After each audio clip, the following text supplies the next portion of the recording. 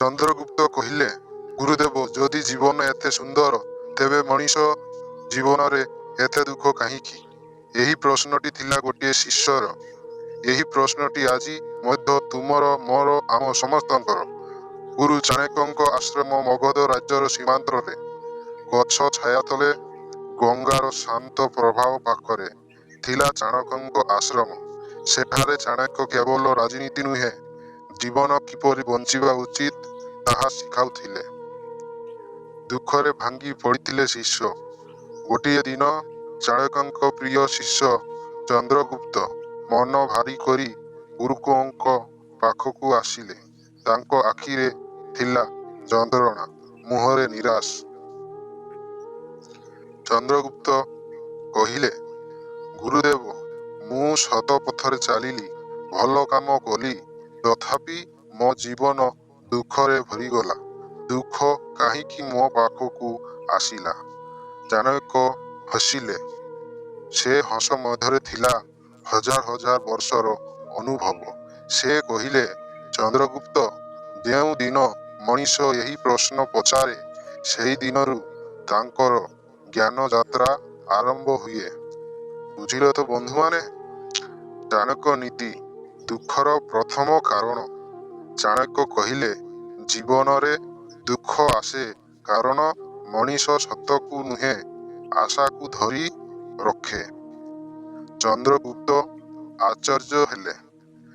ଚାଣକ୍ୟ କହିଲେ, ମଣିଷ ଭାବେ, ମୁଁ ଭଲ କଲି, ସମସ୍ତେ ମୋତେ ଭଲ ପାଇବେ। କିନ୍ତୁ ଏହି ଆଶା ଯେତେବେଳେ ଭାଙ୍ଗେ, ସେତେବେଳେ ଜନ୍ମ ନେଇଥାଏ ଦୁଃଖ। ଦ୍ୱିତୀୟ କାରଣ, ଅତିରିକ୍ତ ଆଶ୍ଚର୍ଯ୍ୟ। ଚାଣକ୍ୟ କହିଲେ, ଯେଉଁ ଲୋକ ଅନ୍ୟ ଉପରେ ନିଜ ସୁଖ ଖୋଜେ, ସେ ଦିନେ ନା ଦିନେ ଦୁଃଖୀ ହୁଏ। ଚନ୍ଦ୍ରଗୁପ୍ତ ପଚାରିଲେ, କାହିଁକି ଗୁରୁଦେବ? ଚାଣକ୍ୟ ଉତ୍ତର ଦେଲେ, କାରଣ ମଣିଷ ସ୍ଥାୟୀ ନୁହେଁ, ସ୍ଥିତି ସ୍ଥାୟୀ ନୁହେଁ, ଭାବନା ମଧ୍ୟ ସ୍ଥାୟୀ ନୁହେଁ। ଯେଉଁଥିରେ ସ୍ଥାୟିତ୍ୱ ନାହିଁ, ସେଠାରେ ଆଶ୍ରୟ ନେଲେ ଦୁଃଖ ନିଶ୍ଚିତ। ଦ୍ୱିତୀୟ କାରଣ, ସମୟର ଅବହେଳା। ଚାଣକ୍ୟ କହିଲେ, ଯେଉଁ ଲୋକ ସମୟକୁ ଅବହେଳା କରେ, ସମୟ ତାକୁ ଦୁଃଖ ଦେଇ ଶିଖାଏ। ଚନ୍ଦ୍ରଗୁପ୍ତ ମୁଣ୍ଡ ନୁଆଁଇଲେ, କାରଣ ସେ ଜାଣିଥିଲେ ସେ ସମୟର ନିଜକୁ, କର୍ତ୍ତବ୍ୟକୁ ଅନେକ ଥର ଟାଳିଥିଲେ। ଦୁଃଖ ଶାନ୍ତି ନୁହେଁ, ଶିକ୍ଷା। ହଁ ବନ୍ଧୁମାନେ, ଚାଣକ୍ୟ ଗଭୀର ସ୍ୱରରେ କହିଲେ, ଚନ୍ଦ୍ରଗୁପ୍ତ, ଦୁଃଖ ହେଉଛି ଈଶ୍ୱରଙ୍କର ସାଜା ନୁହେଁ, ଦୁଃଖ ହେଉଛି ଜୀବନର ଗୁରୁ। ଯେଉଁ ଲୋକ ଦୁଃଖରୁ ଶିଖେ, ସେ ଜୀବନରେ ଉପରକୁ ଯାଏ। ଆଉ ଯେଉଁ ଲୋକ ଦୁଃଖକୁ ଗାଳି ଦିଏ, ସେ ସେଇଠି ଅଟକି ଯାଏ। ହଁ ବନ୍ଧୁମାନେ, ବୁଝିଲ? ଚାଣକ୍ୟ କହିଲେ, ଜୀବନରେ ଦୁଃଖ ଆସେ ମଣିଷ ଭିତରେ ଶକ୍ତି ଯୋଗାଇବା ପାଇଁ। ଯଦି ସୁଖ ମାତ୍ର ଥାନ୍ତା, ମଣିଷ କେବେ ନିଜକୁ ଚିହ୍ନି ପାରିନଥାନ୍ତା। ଚନ୍ଦ୍ରଗୁପ୍ତ ଗୁରୁଙ୍କ ପାଦ ତଳେ ମୁଠା ନୁଆଁଇ କହିଲେ, ଆଜି ମୁଁ ବୁଝିଗଲି ଗୁରୁଦେବ, ଦୁଃଖ ମୋର ଶତ୍ରୁ ନୁହେଁ, ଦୁଃଖ ମୋର ଶିକ୍ଷକ। ଚାଣକ୍ୟ ହସିଲେ। ଜୀବନ ପାଇଁ ଅମୂଲ୍ୟ ବାଣୀ। ଦୁଃଖ ଆସେ ତୁମକୁ ଭାଙ୍ଗିବା ପାଇଁ ନୁହେଁ, ଦୁଃଖ ଆସେ ତୁମକୁ ଗଢ଼ିବା ପାଇଁ। ଆସନ୍ତୁ ବନ୍ଧୁମାନେ,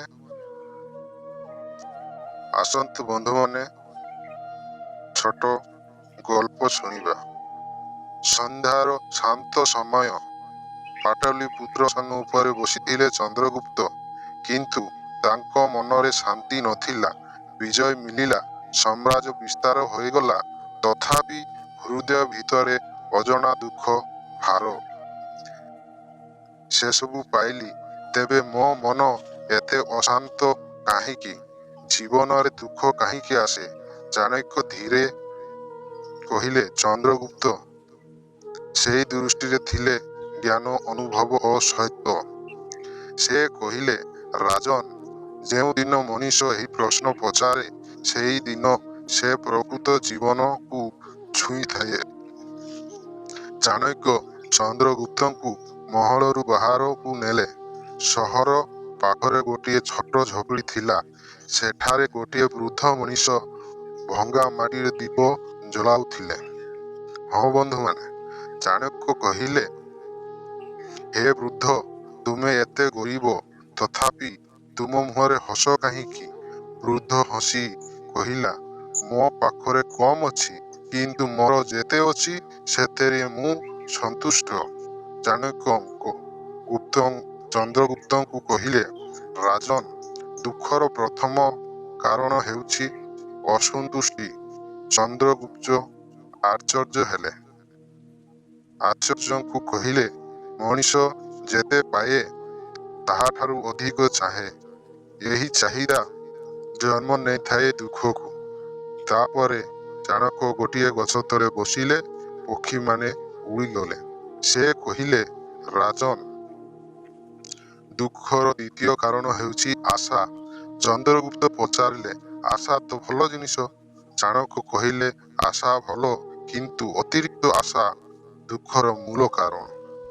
ମଣିଷ ଭାବେ, ସମସ୍ତେ ମୋତେ ବୁଝିବେ, ସମସ୍ତେ ମୋ ପାଖେ ରହିବେ।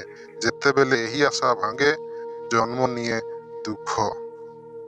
ଚାଣକ୍ୟ ତାପରେ ଗଭୀର ସ୍ୱରରେ କହିଲେ, ରାଜନ, ଦୁଃଖର ତୃତୀୟ କାରଣ ହେଉଛି ସମୟକୁ ନ ବୁଝିବା। ସମୟ କିଛି ବଦଳାଏ। ରାଜାକୁ ଭିକାରୀ କରେ, ଭିକାରୀକୁ ରାଜା କରେ। ଯେଉଁ ଲୋକ ସମୟରେ ଚାଲେ ସେ ଶକ୍ତିଶାଳୀ ହୁଏ। ଯେଉଁ ଲୋକ ସମୟକୁ ଅବହେଳା କରେ ସେ ଦୁଃଖ ପାଏ। ଚନ୍ଦ୍ରଗୁପ୍ତଙ୍କ ଚକ୍ଷୁ ଭିଜିଗଲା। ସେ କହିଲେ, ଗୁରୁଦେବ, ତେବେ ଦୁଃଖ କ'ଣ ଶତ୍ରୁ? ଚାଣକ୍ୟ କହିଲେ, ନା ରାଜନ, ଦୁଃଖ ହେଉଛି ଜୀବନର ସର୍ବଶ୍ରେଷ୍ଠ ଗୁରୁ। ଯଦି ଦୁଃଖ ନ ଥାଆନ୍ତା, ମଣିଷ ଏତେ ନିଜକୁ ଚିହ୍ନି ପାରିନଥାନ୍ତେ। ଦୁଃଖ ମଣିଷକୁ ଭାଙ୍ଗେ ନାହିଁ, ଦୁଃଖ ମଣିଷକୁ ଗଢ଼େ। ସେଇଦିନ ଚନ୍ଦ୍ରଗୁପ୍ତ ବୁଝିଗଲେ, ସୁଖ ହେଉଛି ମୁହୂର୍ତ୍ତ, କିନ୍ତୁ ଦୁଃଖ ହେଉଛି ଶିକ୍ଷା। ସେ ଚାଣକ୍ୟଙ୍କ ପାଦତଳେ ନମି କହିଲେ, ଆଜି ମୁଁ ବୁଝିଗଲି, ମୋର ଦୁଃଖ ଶତ୍ରୁ ନୁହେଁ। ଆଜି ମୁଁ ବୁଝିଗଲି, ଦୁଃଖ ମୋର ଶତ୍ରୁ ନୁହେଁ, ଦୁଃଖ ମୋର ପଥ ପ୍ରଦର୍ଶକ। ଚାଣକ୍ୟ ଧୀରେ କହିଲେ, ଜୀବନରେ ଦୁଃଖ ଆସେ ମଣିଷକୁ ଭାଙ୍ଗିବା ପାଇଁ ନୁହେଁ, ଜୀବନରେ ଦୁଃଖ ଆସେ ମଣିଷକୁ ଶକ୍ତିଶାଳୀ କରିବା ପାଇଁ। ହଁ ବନ୍ଧୁମାନେ, କଥାଟି ବୁଝିଗଲ? ଯଦି ଏହି ଭିଡ଼ିଓଟି ଭଲ ଲାଗିଛି ତେବେ ଗୋଟିଏ ଲାଇକ୍ କରନ୍ତୁ, ଆଉ କେମିତି ଲାଗିଲା କମେଣ୍ଟରେ ଲେଖି ଯାଆନ୍ତୁ। ନମସ୍କାର।